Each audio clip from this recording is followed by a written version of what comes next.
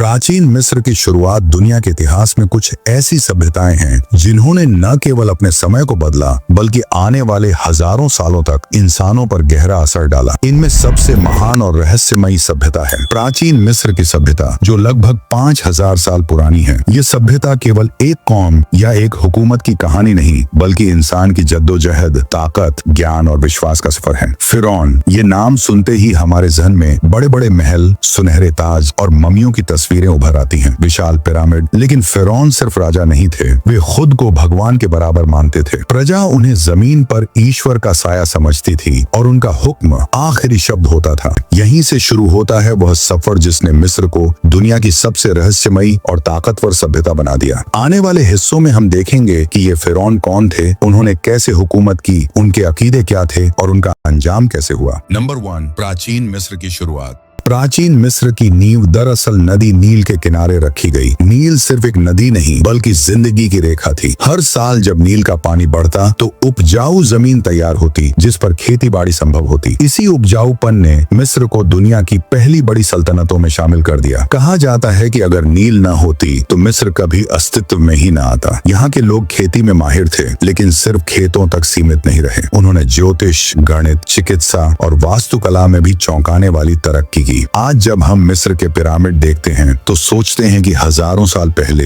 बिना किसी मशीन, बिना किसी क्रेन के इतने बड़े पत्थर किस तरह एक दूसरे के ऊपर रखे गए। यह सवाल आज भी दुनिया के विद्वानों को हैरत में डालता है। सबसे पहली बार मिस्र में राजशाही का सिस्टम कायम हुआ। इन राजाओं को ही हम फिरौन कहते हैं। शुरुआत में वे छोटे छोटे इलाकों पर हुकूमत करते थे, लेकिन वक्त के साथ साथ ये सारे इलाके मिलकर एक महान साम्राज्य में बदल गए। नंबर 2, अद्भुत पिरामिडों का जमाना। प्राचीन मिस्र के इतिहास को विशेषज्ञों ने अलग अलग युगों में बांटा है। इनमें सबसे पहला और सबसे शानदार दौर कहलाता है पुराना युग, ओल्ड किंगडम। ये समय लगभग 24 ईसा पूर्व से 191 ईसा पूर्व तक चला। इसे अक्सर पिरामिडों का युग भी कहा जाता है क्योंकि इसी दौर में वे महान पिरामिड बने जिन्हें आज पूरी दुनिया आश्चर्य से देखती है। फराओ और दिव्य शक्ति। ओल्ड किंगडम के फराओ केवल शासक ही नहीं बल्कि धार्मिक नेता भी माने जाते थे। प्रजा उन्हें भगवान का पुत्र और धरती पर उसका प्रतिनिधि समझती थी। उनके आदेश के आगे कोई आवाज उठाने की हिम्मत नहीं करता था। उनकी शक्ति का अंदाजा इस बात से लगाया जा सकता है कि हजारों मजदूर, किसान और कारीगर उनके एक इशारे पर अपनी जिंदगी समर्पित कर देते। पिरामिडों का निर्माण इसी युग में फराओ जोसर ने मिस्र का पहला स्टेप पिरामिड बनवाया। आज भले ही यह साधारण लगे, लेकिन उस समय यह एक क्रांतिकारी निर्माण था। इसके बाद आने वाले फराओ ने इस परंपरा को आगे बढ़ाया और धीरे धीरे गीजा के महान pyramid, great pyramids of Giza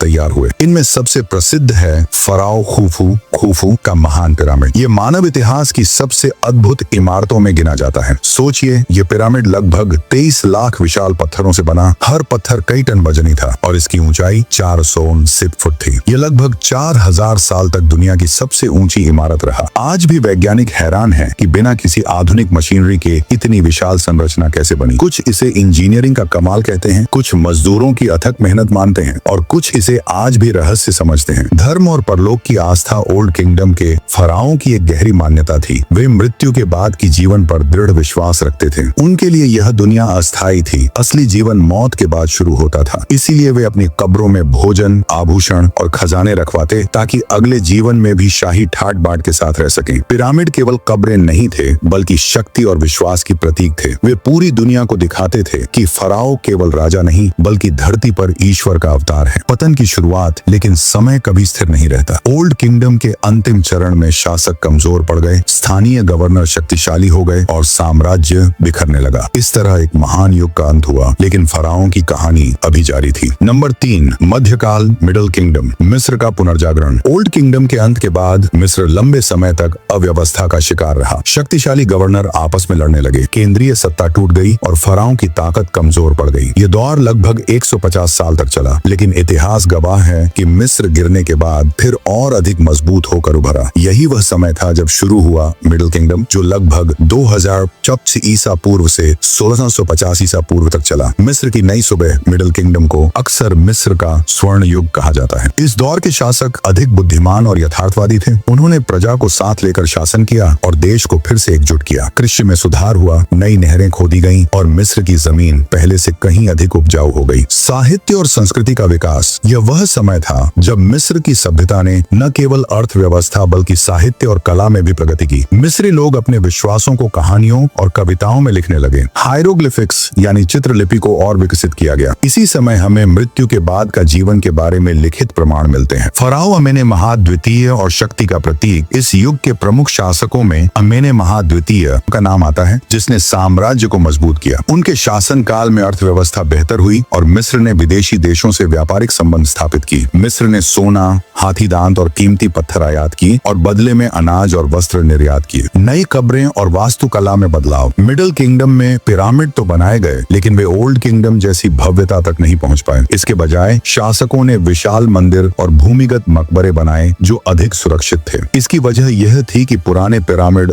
अक्सर लुटेरों का निशाना बन जाते थे। प्रजा से निकटता। मिडिल किंगडम के फराओ ओल्ड किंगडम की तरह स्वयं को भगवान नहीं बल्कि प्रजा का रक्षक मानते थे। उन्होंने किसानों और मजदूरों की स्थिति सुधारने की कोशिश की। इसी वजह से यह युग आम जनता के लिए अपेक्षाकृत बेहतर और समृद्ध माना जाता है। पतन की शुरुआत। लेकिन जैसे हर उत्कर्ष के बाद पतन आता है, वैसे ही मिडिल किंगडम के अंत में भी कमजोर फराओ आने लगे। उत्तर से हिक्सोस नामक योद्धा कबीले ने मिस्र पर हमला किया और धीरे धीरे कब्जा कर लिया। इसके साथ ही मिडिल किंगडम का अंत हो गया और मिस्र फिर से अव्यवस्था का शिकार हो गया। नंबर 4, महान साम्राज्य और शक्तिशाली फिरौन। मिडिल किंगडम के बाद मिस्र एक बार फिर अराजकता का शिकार हुआ। उत्तर से आए हिक्सोस योद्धाओं ने मिस्र पर कब्जा कर लिया, लेकिन मिस्र की जनता ने हार नहीं मानी। लगभग एक सदी बाद बहादुर शासकों ने हिक्सोस को बाहर निकाल फेंका और मिस्र को फिर से एकजुट किया। इसके बाद शुरू हुआ न्यू किंगडम, जो लगभग 1550 ईसा पूर्व से 1070 ईसा पूर्व तक चला। ये मिस्र के इतिहास का सबसे शानदार और शक्तिशाली दौर माना जाता है। मिस्र बना एक वैश्विक शक्ति। न्यू किंगडम के समय मिस्र सिर्फ एक राज्य नहीं रहा बल्कि एक विशाल साम्राज्य एम्पायर बन गया। मिस्र ने सीरिया, फिलिस्तीन और नूबिया जैसे क्षेत्रों को जीत लिया। इन विजयों से मिस्र को सोना, खजाने और गुलाम मिले, जिससे साम्राज्य और अधिक शक्तिशाली हो गया। महान फिरौन का दौर। इस समय कई प्रसिद्ध फिरौन हुए जिनके कारनामे आज भी इतिहास में स्वर्ण अक्षरों से दर्ज हैं। हटशेपसुत मिस्र की पहली महान महिला फिरौन। इसने युद्धों की बजाय व्यापार को बढ़ावा दिया। इसके शासन काल में मिस्र ने अफ्रीका और पूर्वी देशों से मजबूत व्यापारिक संबंध बनाए। थटमोस तृतीय, जिसे अक्सर मिस्र का नेपोलियन कहा जाता है, इसने 17 से अधिक युद्ध अभियानों में जीत हासिल की और मिस्र के साम्राज्य को सबसे अधिक विस्तार दिया। अखेनातेन, एक अनोखा फिरौन जिसने पहली बार एक ईश्वर यानी सूर्य देवता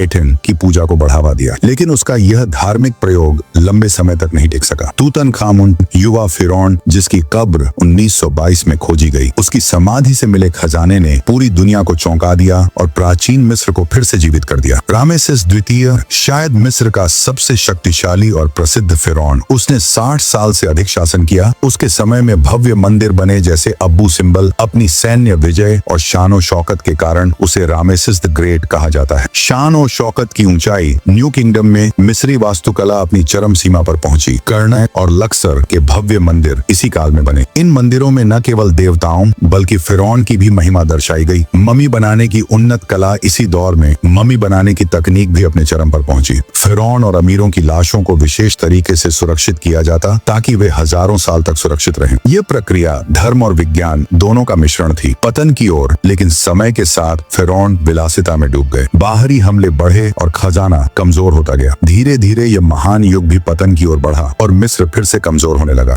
नंबर 5, मशहूर फिरौनों की दास्तानें। प्राचीन मिस्र का इतिहास हजारों साल पुराना है, लेकिन कुछ फिरौन ऐसे हैं जिनके नाम आज भी समय की धूल हटाने के बावजूद चमकते हैं। उनकी कहानियां केवल इतिहास की किताबों में ही नहीं बल्कि लोगों की यादों और किंवदंतियों में भी जिंदा है। तुतनखामुन शायद मिस्र के सबसे मशहूर फिरौन हैं। हालांकि उन्होंने बहुत ही कम उम्र में राज किया और सिर्फ 18 या 19 साल की उम्र में उनका निधन हो गया। उनकी प्रसिद्धि उनके शासन से ज्यादा उनकी कब्र की खोज की वजह से है। 1922 में पुरातत्वविद हॉवर्ड कार्टर ने उनकी कब्र खोजी जो लगभग पूरी तरह सुरक्षित थी। इस कब्र से इतना खजाना निकला कि दुनिया हैरान रह गई। सोने का मुखौटा, आभूषण, हथियार और सुनहरी ताबूत आज भी मिस्र की शान है। तुतनखामुन को अक्सर चाइल्ड किंग कहा जाता जाता है, लेकिन उनकी कब्र ने उन्हें अनंत काल का राजा बना दिया। रामेसिस द्वितीय को द ग्रेट कहा जाता है क्योंकि वे न सिर्फ शक्तिशाली शासक थे बल्कि सबसे लंबे समय तक शासन करने वाले फिरौन भी थे। उन्होंने लगभग 67 साल तक मिस्र पर शासन किया। उनके समय में भव्य मंदिर बनाए गए जिनमें अब्बू सिम्बल के मंदिर सबसे प्रसिद्ध हैं। रामेसिस द्वितीय ने कादेश की लड़ाई बैटल ऑफ कादेश के बाद हित्तियों के साथ इतिहास का पहला शांति समझौता भी किया। वे मिस्र की ताकत और वैभव के जीवित प्रतीक माने जाते हैं। क्लियोपैट्रा समाधन। क्लियोपैट्रा मिस्र की आखिरी फिरौन थी और शायद सबसे प्रसिद्ध भी। वह सुंदरता, बुद्धिमत्ता और राजनीति में माहिर थी। अपनी चतुराई से उन्होंने मिस्र को रोमन साम्राज्य के सामने खड़ा रखा और जूलियस सीजर तथा मार्क एंटनी जैसे रोमी शासकों को भी प्रभावित किया। क्लियोपैट्रा ने अपना जीवन और शासन दोनों नाटकीय अंदाज में जिया, लेकिन जब रोमन सेना ने मिस्र को हरा दिया तो उन्होंने कैद होने के बजाय अपनी जान देना पसंद किया। कहा जाता है कि उन्होंने एक जहरीले सांप से डसवाकर आत्महत्या की। उनकी कहानी हमें यह सिखाती है कि शक्ति सिर्फ सेना या खजाने में नहीं बल्कि दिमाग और रणनीति में भी होती है। अखेनातेन ऐसा फिरौन था जिसने धर्म को पूरी तरह बदलने की कोशिश की। उसने पुराने देवताओं को छोड़कर केवल एक देवता सूर्य देव आटन की पूजा को लागू किया। यह मिस्र के लिए बिल्कुल नया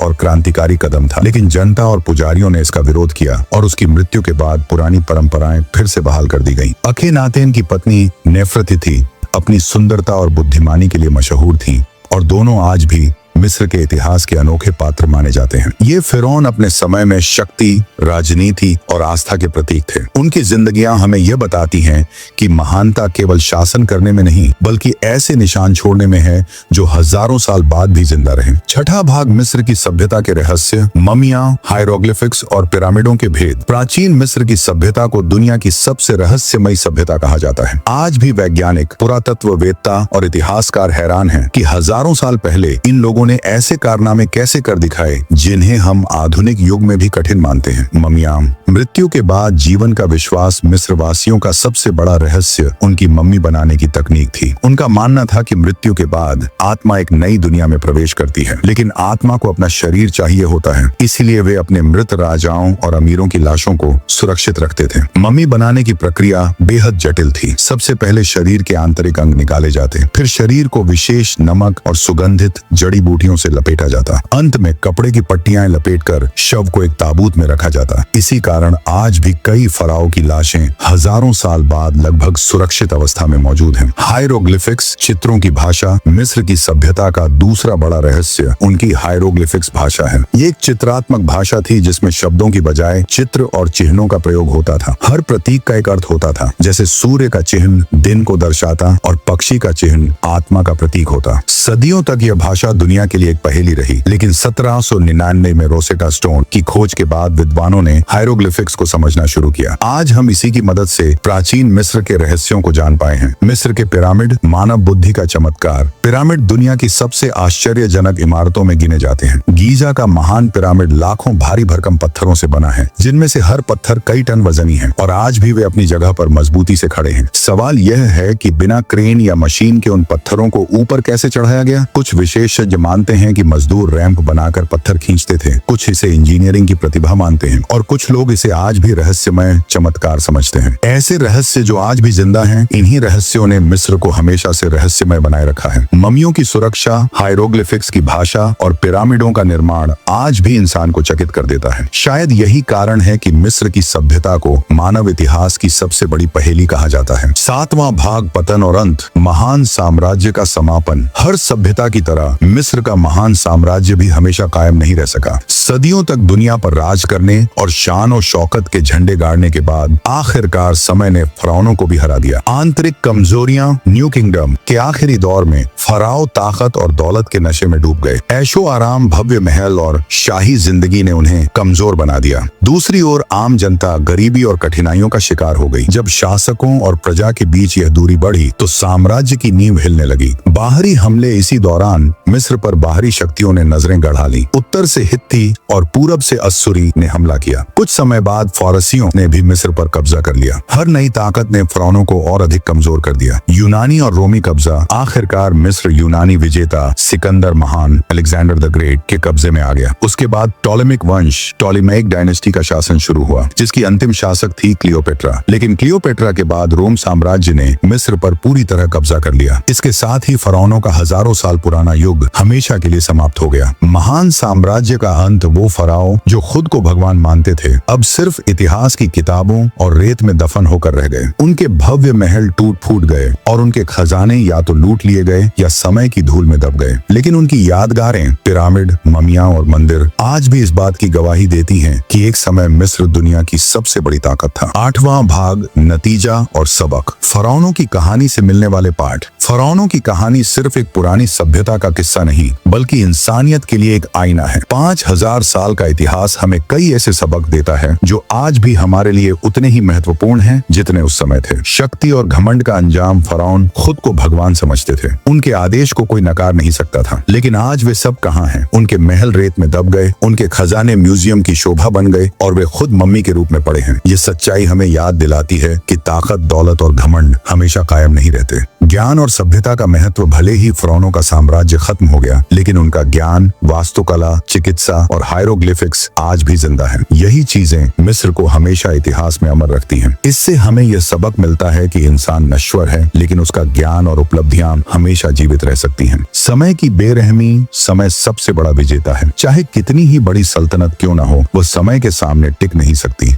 मिस्र के फिरौन दुनिया की सबसे ताकतवर हस्तियां थे, लेकिन समय ने उन्हें मिटा दिया। यह सबक हमें विनम्रता और यथार्थ को स्वीकार करना सिखाता है। मानव जिज्ञासा और खोज। आज हजारों साल बाद भी दुनिया फिरौनों के रहस्य जानने के लिए मिस्र का रुख करती है। पिरामिड, ममियाम और हायरोग्लिफिक्स हमें बताते हैं कि इंसान हमेशा ज्ञान की तलाश में रहता है। यही जिज्ञासा हमें आगे बढ़ाती है। अंतिम संदेश। फिरौनों की कहानी हमें यह सिखाती है कि ताकत अस्थायी है, लेकिन ज्ञान और सभ्यता हमेशा जीवित रहते हैं। वह सभ्यता जो कभी रेत के कणों में दब गई थी, आज भी दुनिया को हैरान कर रही है। यही मिस्र की असली ताकत है कि हजारों साल गुजर जाने के बाद भी यह सभ्यता आज भी जिंदा है।